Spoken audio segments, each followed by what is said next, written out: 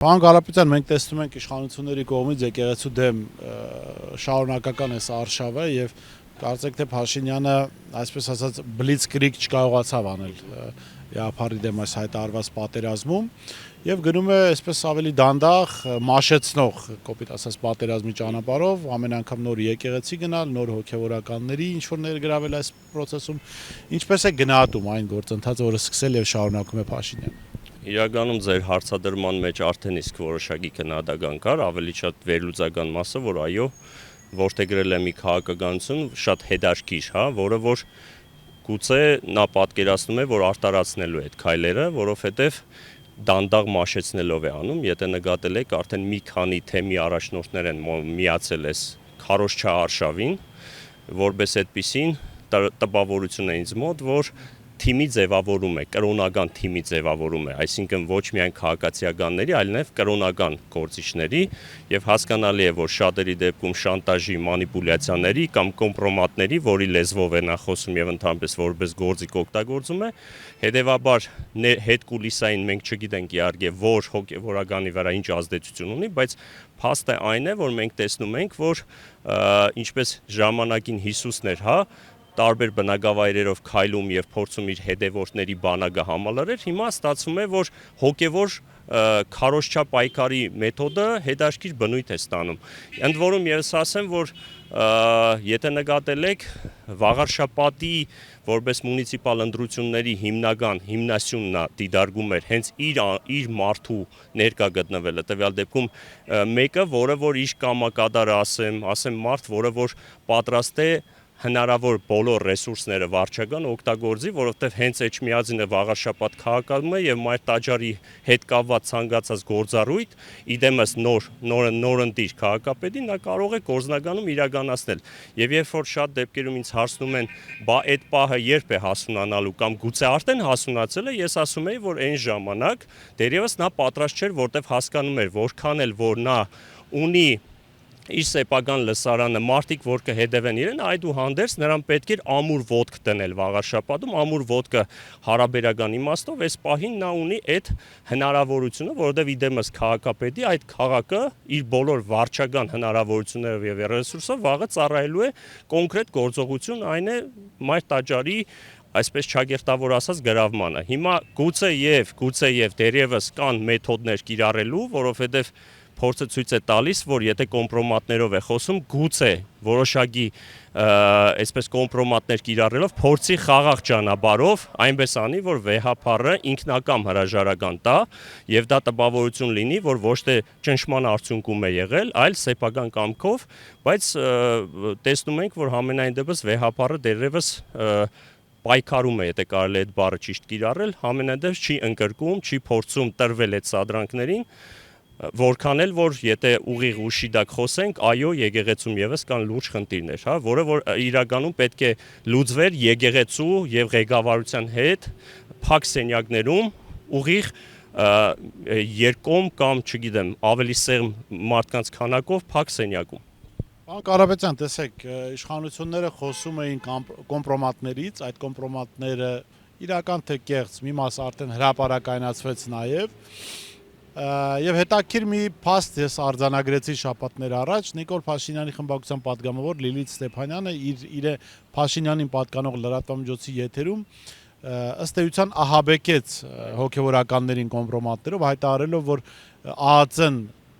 Նիկոլի սեղանին է դրել կոմպրոմատներ, որոնք գործածվելու են, եթե հոգեվորականները խելոք, այսպես ասած, ներողություն ես բառի համար, իհարկե խելոք չլսեն քաղաքական իշխանության պահանջը։ Մենք կարող ենք ասել, որ կամ կարող ենք ենթադրել, որ այն հոգեվորականները, որոնք առերևույթ միացել են Փաշինյանի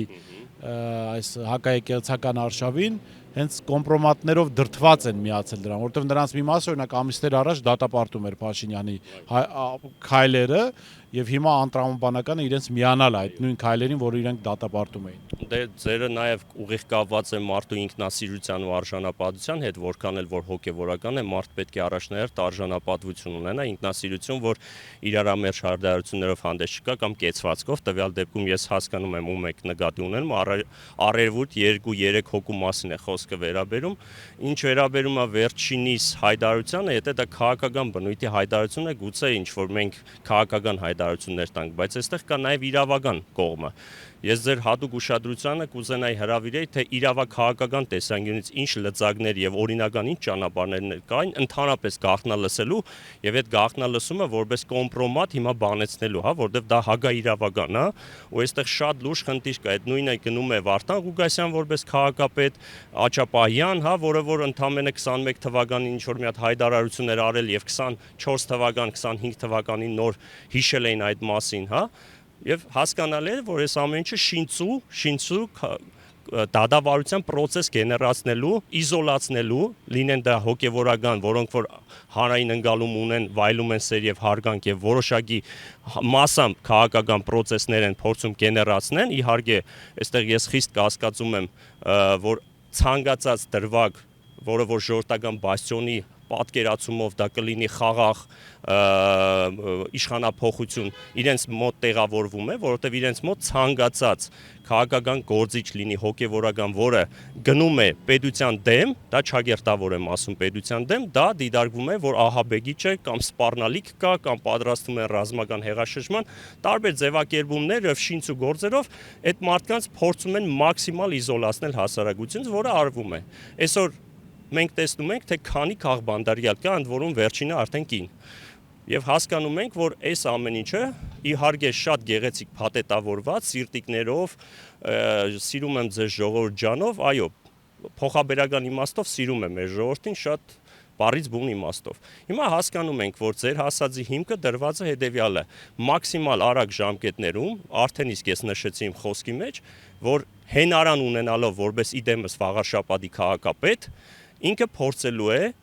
փորձելու է դերևս կարծում եմ կոմպրոմատներով հետկուլիսային այսպես բանակցություններ ասեմ մեսիջներով փորձելու է խոսել վեհապարի հետ, եթե իր ուզած արդյունքը չգրանցվի, գուցե եւ արդեն գործնական միջոցների դեմ, որը տեսել ենք, բայց այստեղ մի հատ նրբություն կուզեմ առանձնացնեմ։ Այն որ ինքը ունի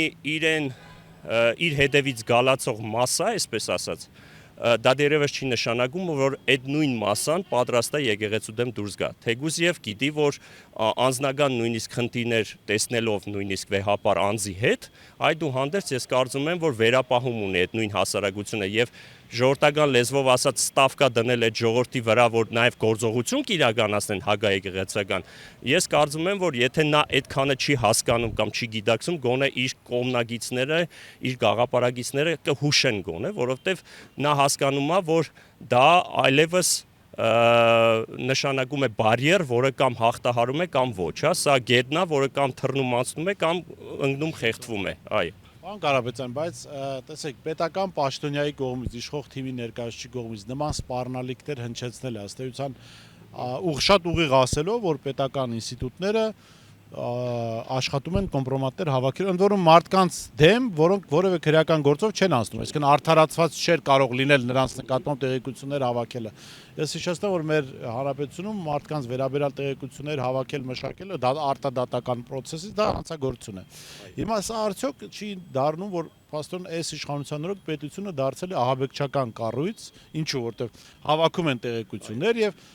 պետական պաշտոնյայի բերանով ահաբեկում են, մարդկանց սպառնում են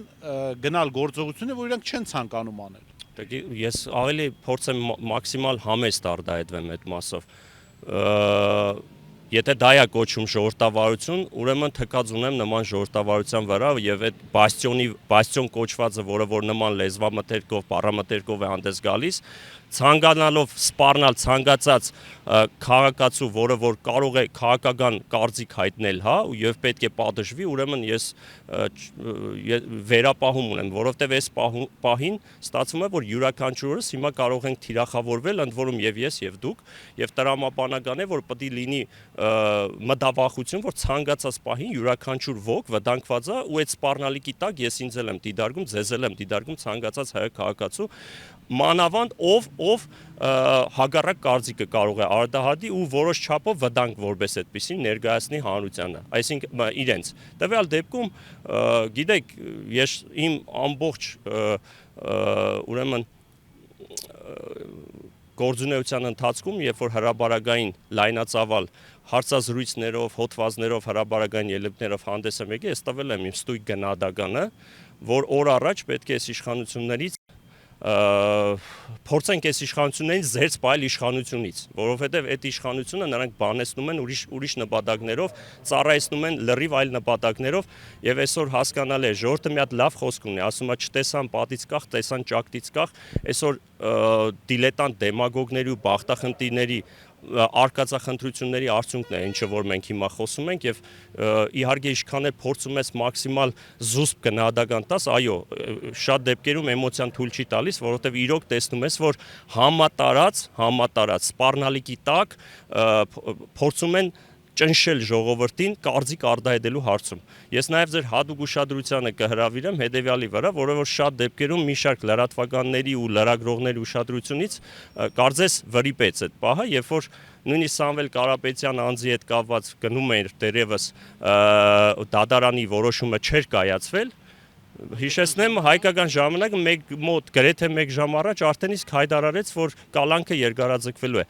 Եթե այսքանը արդեն իսկ այսին ժողովուրդը ասում է իրենք իրենց վառում են, եթե նման գործողություններով են իրենց մասին հանրությանը ներկայացնում, այստեղ հանրությունը ուղղակի պետք է գնահատականը տա։ Դատավորները միջև դատական վճիռ կայացնել պիտի արտաքին աշխարհից կտրված լինեն, այսինքն կոնտակտ չպիտի լիներ, որ տեղեկությունությունը արտահոսք լիներ։ Միանշանակ։ Դրա համար ես միշտ ասել եմ, հիմա էլ կասեմ, հանրային գիտակցության, քաղաքական գիտակցության առավելևս մագարտակը պետք է գոնե այն մագարտակի լինի, որ չհանդուրժի, չհամակերպվի այս իրականության հետ, այս սադրանքների, այս մանիպուլյացիաների, այս ցանկացած տեսայի, որը որ նաև ազգային գիտակցության մագարտակի այսպես իջեցում ենք նկատում, որը անհանդուրժելի է։ Համենայն դեպս վերածնունդ է պետք է հասկանանք, որ հանդուրժելու համակերպվել այս իրականության հետ եւ ապատիկ, այս վերաբերմունքը ընդհանրապես քաղաքական process-ներին անունը դնելով ես քաղաքականությամբ չեմ զբաղվում, դա տնականություն է։ Պարոն Կարապետյան, վերջին հարցը մի թեմայի մասին, որը զարմանալիորեն, ես կարծում եմ, այստեղ ավելի շատ խոսք պիտի գնա ընդդիմության, նաև իրական քաղաքացիական հասարակության, այսպես ոչ ճիշտ աշխատանքի վրա մասին, հակաեկեղեցական արշավը ունեցել է իր առաջին զոհը, ֆիզիկապես մարդը սպանվել է, բայց դրա մասին շատ չեն խոսում, ազգային ժողովի ամբիոնից չի հայտարարվում դրա մասին, ես ցավում եմ, որ չի հայտարարվում, ուրեմն Աբովյանում սպանվեց երիտասարդ Սարգիս անունով եւ ինչպես սպանողի հարազատ եղբայրն է լրատվամիջոցներից մեկին բացահայտել, սպանությունը կապված է քեռակնոջ հայտնի գրառման հետ, որը արել է Նիկոլ Փաշինյանը։ Եվ սպանողի մյուս եղբայրը այդ գրառումը ընթերցելով հրապարակային հայոյել է քրիստոնյաներին, սպանվողը փորձել է պաշտպանել, այսինքն սա ճիշտ է, օրինակ մեր գնահատական հետևյալն է, որ սա հակաեկեղեցական արշավի առաջին զոհն է այս տղան։ Ճիշտ է արդյոք գնահատական եւ որն է Նիկոլ Փաշինյանի պատասխանատվությունը այս ատելության, գեներացման եւ դրա հետևանքով տեղի ունեցած սպանության վերաբերյալ։ Պատասխանատվությունից զերծ մնալու բոլոր գործիքները կկիրառի հնարավոր բոլոր միջոցներով, մանավանդ թիկունքում ուժային բոլոր կառույցներն են, որոնք որ կամակադարի պես ցանկացած հրահանգ կկատարեն։ Այդ մասով աներկբա է կարծում եմ կարծիքները, այս մասով նաև կարևոր մասը որ այո, եթե դիտարկենք այդ տեսանկյունից, այո, ստացվում է, որ երիտասարդի մահը փաստացի կապ ունի եկեղեցու հետ անմիջական կապ ունեցող իրադարձության հետ եւ ստացվում է, որ այն դրվագը, որը չի հաստատվել եւ օրինական տեսակետից, օրենքի տեսանկյունից վստահ գնահատական չի ստացել, փաստացի ցույց է տալիս, որ ցանկացած մեկը կարող է հակաեկեղեցական նման շատ լուրջ հիմքեր ունեցող հայտարարություն անի, բայց չաբացույցներ չներկայացնի եւ հասկանալի է, որ հայ ժողովուրդը նաև շարժվում է իր արժանապատվության եւ ինքնասիրության սկզբունքներից ելնելով հարցադրում անի եւ հարցադրման համար ստացվում է, որ կուլմինացիան լինի մարդու մահը, այսինքն ստացվում է սպանեն մի բանի համար, որի ապացույցը չկա, որը որ նման հայտարարությամբ հանդես է գալիս, բայց զոհվում է մեկը, որը որ փորձում է, եթե ժողովրդական լեզվով ասած, փորձում է իրարամերժ հայտարարություն անի կամ ասի փաստացի ապացույց բեր, որ նոր խոսես նման, եթե կարելի է այսպես ժողովրդական լեզվով ներկայացնել։ Փաստը այն է, որ ծածկադմպոց է լինելու ըստ իս, փորձելու են տանել այլ դաշտ, կարծեմ հենց այդպես էլ անում են, տանում են այլ դաշտ, որ դա անձնական հողի վրա ինչ որ կնոջ, չգիտեմ ինչ եւ այլն, բայց այո, հիմքը դրված է այդտեղ, եթե չգիտեմ ինչ կամքի ուժ պետք է ունենան, հա, ուրեմն օրինապահ մարմինները, որ հadoop շեշտադրումով այդ հանգամանքը նաեւ մաս կազմի դատավարական process-ին ու գնահատական ստանա, իրավական գնահատական ստանա, բայց այն որ իդեմս վարչապետի կառավարությունը զերծ կմնա պատասխանությունից, դա տեսել ենք, եթե նույն ղեկավարությունը այդքան զոհեր տալով Արցախը հանձնելով պատասխանության չընտարգվեց,